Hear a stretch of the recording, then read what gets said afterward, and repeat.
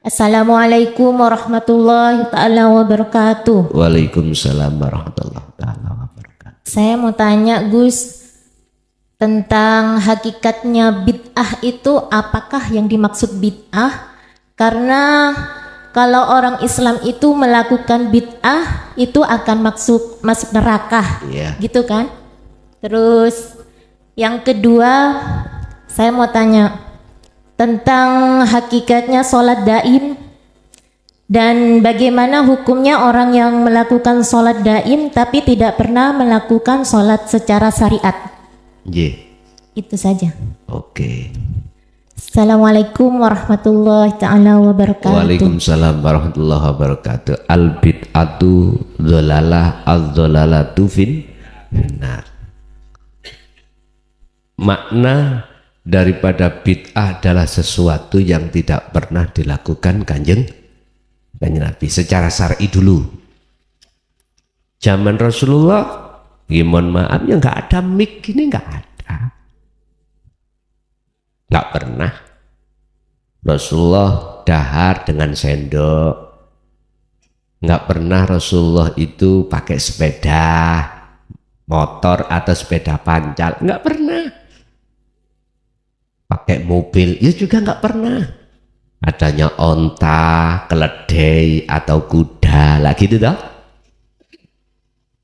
Apapun, siapa yang melakukan yang Rasulullah tidak pernah lakukan itu bid'ah. Udah, mohon maaf sekali lagi, pandangan syariat kalau kita itu bicara bid'ah khilaf sampai kapanpun, saling menyalahkan. Enggak pernah Rasulullah habis sholat terus wiritan. Ada yang begitu mengatakan. Terus ada orang yang habis sholat wiritan disebut bid'ah. Enggak pernah tahlilan, enggak pernah tiba sholawatan, enggak pernah. Bid'ah. Tapi mohon maaf, jenengan habis sholat terus megang HP, gak bid'ah tadi.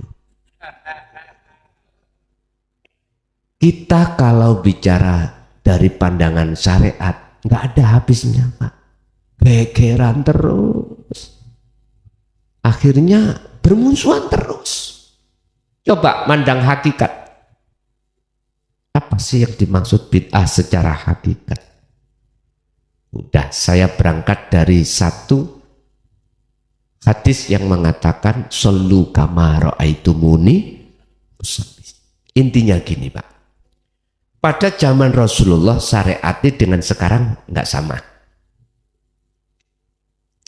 dalam hal perilaku dohir. Syariat lah perilaku dohir ini toh. Zaman Rasulullah syariatnya kalau Rasulullah kemana-mana pakai unta. Sekarang apalagi Indonesia, masa pakai unta?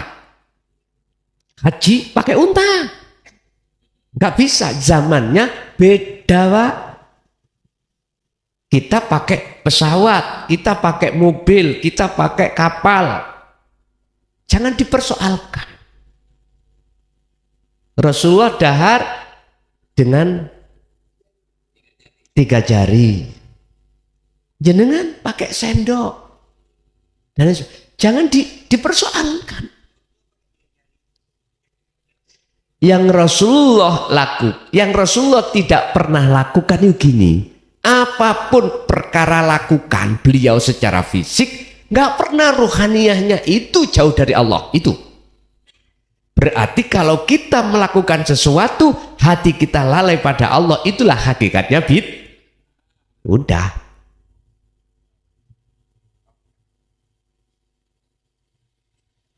Mengapa demikian?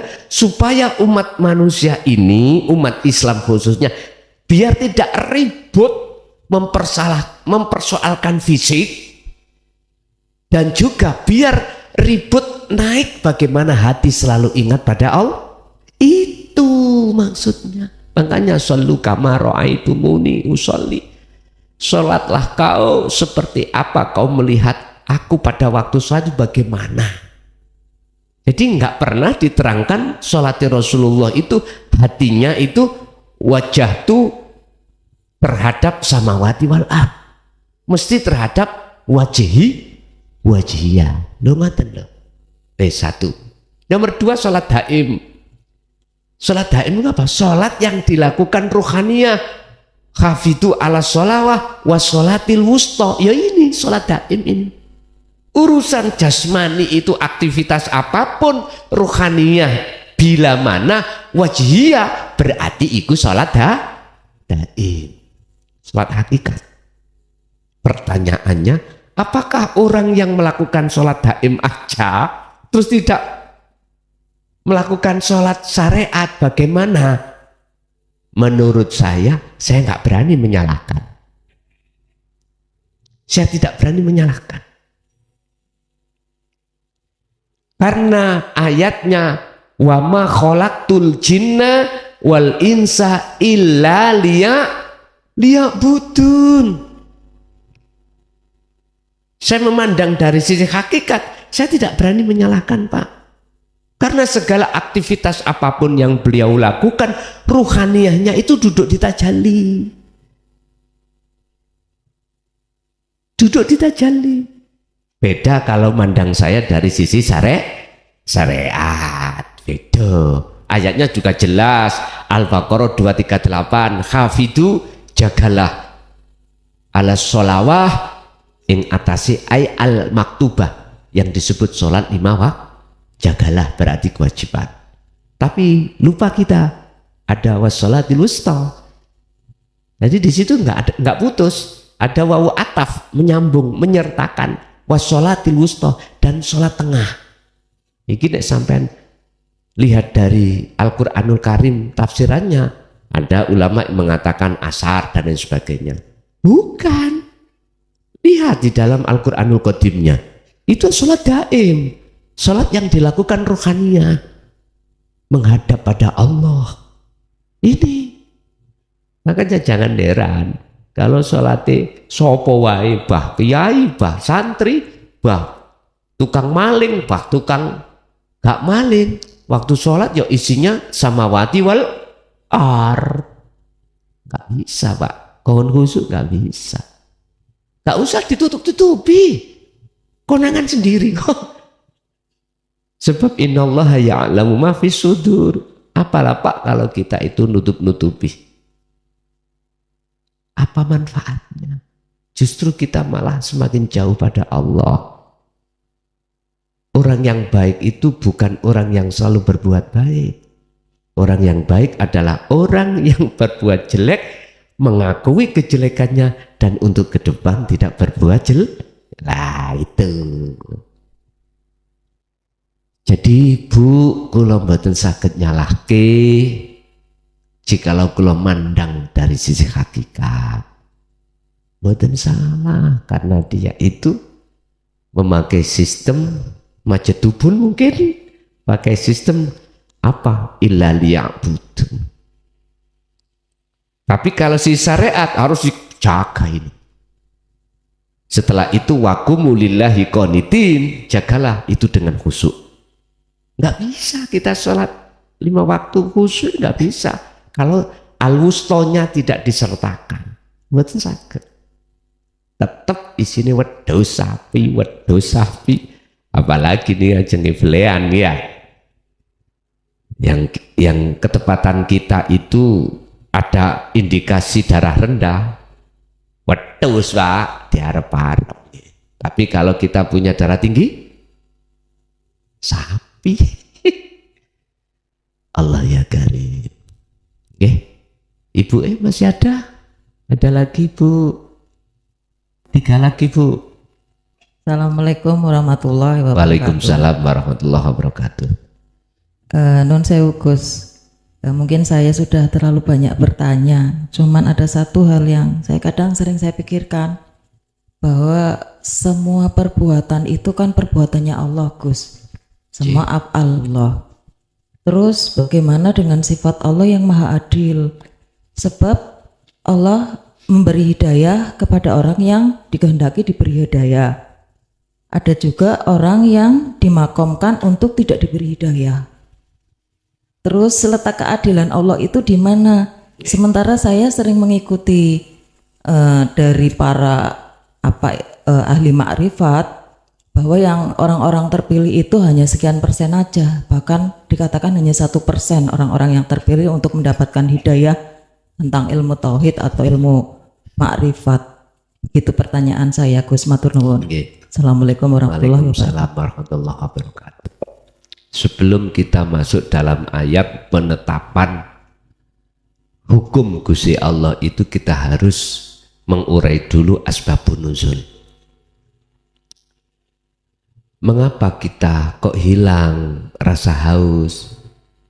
Mengapa kita harus minum? Asbabun nuzulnya karena kita itu haus. Akhirnya kita minum. Tapi kalau kita tidak minum, maka tetap kita haus.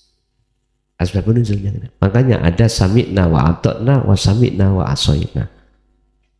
Inilah yang kumaksud tadi, seakan-akan manusia punya hak.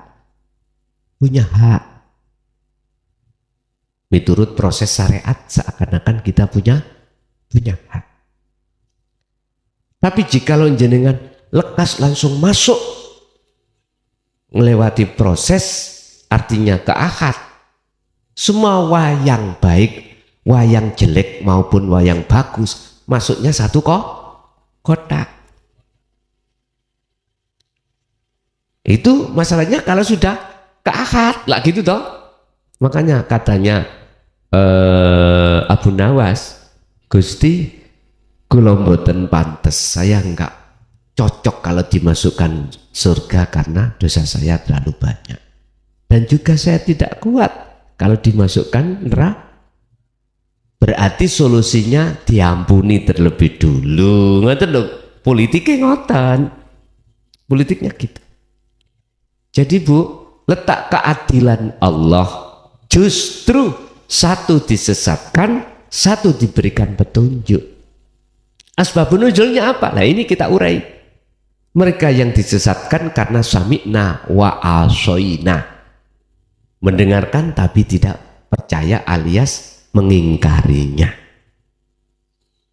Terus yang diberikan petunjuk, merekalah asbabun nuzulnya sami'na wa ata'na, mendengarkan, beriman, lalu mengikutinya. Lah inilah letak, kalau kita mau bertanya dan tahu letak keadilan Allah di situ.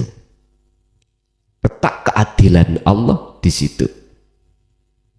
Padahal kita makhluk-makhluk ya sama hamba Tuhan. Mana letak keadilan? Itu tadi kita urai asbabun nuzulnya. Kalau kita tidak mengurai asbabun nuzulnya, maka mesti masih ada pilih kasih. Tahu pilih kasih? Adil dan tidak adil. Boleh kita menuduh Gusti Allah itu pilih kasih. Coba kalau kita masuk ke hakikat, udah, oh iya benar, Allah Maha Adil. Diletakkan yang namanya, mohon maaf ya, kalau mangga itu sudah tua, terus rasanya itu manis, itu letak adilnya Allah. Mangga itu kecut karena mudah, itu letak adilnya Allah. Udah. Jadi ada mangga itu tadi manis dan asam, itu atau kecut, itu bentuk adilnya Allah. Lah bagaimana caranya antara asam atau kecut sama manis? Itu la farqa bainahuma, tidak ada bedanya, masuk ke rasa. Kalau sudah masuk ke rasa, ketemu hidup, oh iya sudah. Sehingga miskin jenengan tidak menjadikan tambah jauh pada Allah. Mohon maaf, kayanya jenengan tidak menjadikan penghalang kepada Allah. Pun aman-aman saja. Itulah ciri kekasih Allah. Inna auliya Allah la khaufun alaihim wa la hum yahzanun. C. Ngoten Bu. Ada lagi? Ibu E?